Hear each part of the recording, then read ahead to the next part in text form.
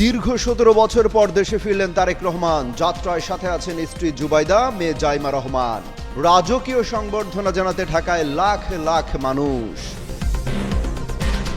তারেক রহমানের সুরক্ষায় ৬ স্তরের নিরাপত্তা বলয়।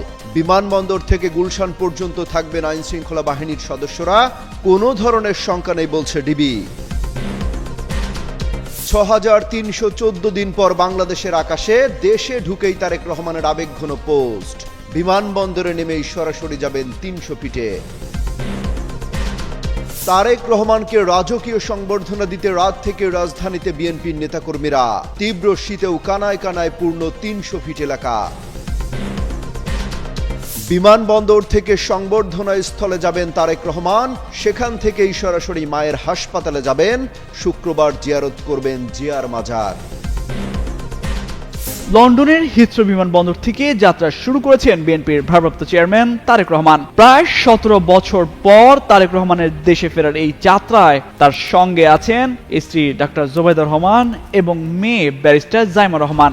দুপুর ১২টার দিকে রাজধানীর শাহজালাল আন্তর্জাতিক বিমানবন্দরে অবতরণ করবে তাকে বহনকারী বিমান। স্থানীয় সময় ৬টা ১৫ বোয়িং ৭৮৭ আর ড্রিমলাইনার BG-202 বহনকারী ফ্লাইটটি হিথ্রো বিমানবন্দর ছেড়ে ঢাকার হযরত শাহজালাল আন্তর্জাতিক বিমানবন্দরের উদ্দেশ্যে রওনা দিয়েছে। ফ্লাইট ছাড়ার নির্ধারিত সময়ের ৪ ঘন্টা আগে স্থানীয় সময় দুপুর ২টা ১৫ বাসা থেকে বের হন তিনি। বিমানবন্দরে এসে পৌঁছান স্থানীয় সময় ৪টা ১৫। বৃহস্পতিবার দুপুর ১২টায় হযরত শাহজালাল আন্তর্জাতিক বিমানবন্দরে তাকে বহনকারী বিমানটি অবতরণ করবে। ডাক্তার জুবাইদা রহমান এবং ব্যারিস্টার জাইমা রহমান ছাড়াও এ যাত্রায় তারেক রহমানের সফরসঙ্গী হয়েছেন তারেক রহমানের মিডিয়া টিমের প্রধান আবু আব্দুল্লাহ সালেহ, ব্যক্তিগত সহকারী রহমান সানি ও তাবাসসুম ফারহানা। ৫ জনের টিকিটের মূল্য ৯,৮৫৬ ব্রিটিশ পাউন্ড, বাংলাদেশি টাকায় যা প্রায় ১৬ লাখ টাকা। এর আগে 111 সরকারের সময় ২০০৮ সালে কারাগার থেকে মুক্তি পেয়ে সপরিবারে যুক্তরাজ্যে যান তারেক রহমান। এরপর থেকেই সেখানেই অবস্থান করছিলেন।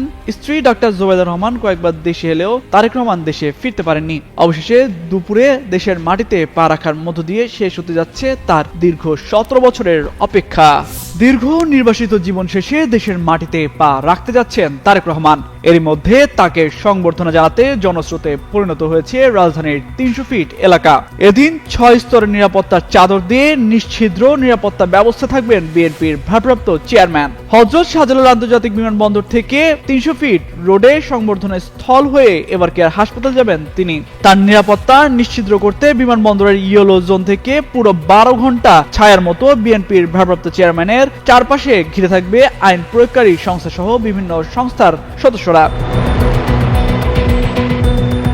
সার্বিক নিরাপত্তার বিষয়টি নিয়েই ঢাকা মেট্রোপলিটন পুলিশের গোয়েন্দা বিভাগের প্রধান শফিকুল ইসলাম গণমাধ্যমকে জানান, ডিবি থেকে অন্তত ১৫০ থেকে ২০০ সাদা পোশাকধারী ফোর্স মোতায়েন থাকবে। বিমানবন্দরের ইয়েলো জোন থেকে শুরু করে তারেক রহমানের কনভয়ের সঙ্গে ডিবির সদস্যরা সাদা পোশাকে নিয়োজিত থাকবেন। এছাড়া ৩৬ জুলাই এক্সপ্রেসওয়েতে সাদা পোশাকের সদস্যরা গোয়েন্দা হিসেবে মোতায়েন থাকবেন। একাধিক সূত্র বলছে, সিএসএফ, মিরপুর সেনানিবাসের air defence artillery unit, Bangladesh সেনাবাহিনীর ৪৬ ব্রিগেড, সব গোয়েন্দা সংস্থার একাধিক টিম, ঢাকা মহানগর পুলিশ, বিজিবির একাধিক চৌকস টিম, র্যাবের ইন্টেলিজেন্স উইং এবং ব্যাটালিয়ন আনসার গতকাল বিকেল থেকে বিমানবন্দর থেকে এভারকেয়ার হাসপাতাল এবং গুলশানে তার বাসভবন ফিরোজা এলাকা বিশেষ নজরে রেখেছে। একাধিক সংস্থার সদস্যরা এভারকেয়ার হাসপাতাল থেকে ৩০০ ফুট এক্সপ্রেসওয়ে থেকে গুলশানের বাসা পর্যন্ত দফায় দফায় নিরাপত্তা ব্যবস্থা পর্যবেক্ষণ করা হচ্ছে। কিছু সংস্থার সদস্যরা এসব এলাকার সুউচ্চ ভবনের ছাদেও অবস্থান নিয়েছেন। বিএনপির ভারপ্রাপ্ত চেয়ারম্যান তারেক রহমানের সমাবেশকে কেন্দ্র করে স্থাপন করা মঞ্চ এ পর্যন্ত ৭ বার পরিবর্তন করা হয়েছে। মঞ্চের উপরে ডায়াসের চারদিকে বুলেট প্রুফ কাচ স্থাপন করা হয়েছে। মঞ্চ প্রথম দফায় ৮ ফুট উঁচুতে স্থাপন করা হয়। সেই উঁচু স্থান থেকে আবার ৭ ফুট উঁচু মঞ্চ স্থাপন করে সেখানে বক্তব্য দেওয়ার জন্য ডায়াস স্থাপন করা হয়েছে। সব মিলিয়ে সড়ক থেকে মূল মঞ্চের উচ্চতা ১৫ ফুট। এসব ব্যাপারে ডিবির প্রধান ও ডিএমপির অতিরিক্ত কমিশনার শফিকুল ইসলাম বলেন, তারেক রহমানের নিরাপত্তা সংক্রান্ত কোনো ধরনের শঙ্কা নেই। ডিএমপি সহ সব ধরনের সংস্থা তাদের সর্বোচ্চ দিবে বলে জানান তিনি। তামজিদ মির্জা, যুগান্তর নিউজ। দীর্ঘ ১৭ বছর আগে সৃষ্ট পরিস্থিতিতেই দেশ ছাড়তে বাধ্য হন বিএনপির ভারপ্রাপ্ত চেয়ারম্যান তারেক রহমান। কিছুক্ষণের মধ্যেই শেষ হতে যাচ্ছে তার প্রায় ১.৫ বছরের অপেক্ষা। এর মধ্যে দেশের আকাশে প্রবেশ করেছে তাকে বহনকারী বিমান। দেশের আকাশে পৌঁছতেই নিজের সামাজিক যোগাযোগ মাধ্যম ফেসবুকে দেন আবেগঘন বার্তা। বৃহস্পতিবার সকাল 9:30টার দিকে নিজের ভেরিফাইড ফেসবুক অ্যাকাউন্টে পোস্ট করেন তিনি। সেখানে লিখেন, দীর্ঘ 6314 দিন পর বাংলাদেশের আকাশে। এর আগে ভোর 5টার দিকে বিমানে বসে বোর্ডিং পাস পূরণের একটি ছবি দিয়ে তিনি লেখেন ফেরা। বুধবার লন্ডনের স্থানীয় সময় 6টা 15 বোয়িং 7878 ড্রিমলাইনার BG-202 বহনকারী ফ্লাইটটি হিথ্রো বিমানবন্দর ছেড়ে ঢাকার হযরত শাহজালাল আন্তর্জাতিক বিমানবন্দরের উদ্দেশ্যে রওনা দেয়। ফ্লাইট ছাড়া নির্ধারিত সময়ের 4 ঘন্টা আগে স্থানীয় সময় দুপুর 2টা 15 বাসা থেকে বের হন তিনি। বিমানবন্দরে এসে পৌঁছান স্থানীয় সময় 4টা 15। বৃহস্পতিবার দুপুর 12টায় হযরত শাহজালাল আন্তর্জাতিক বিমানবন্দরে তাকে বহনকারী বিমান অবতরণ করবে।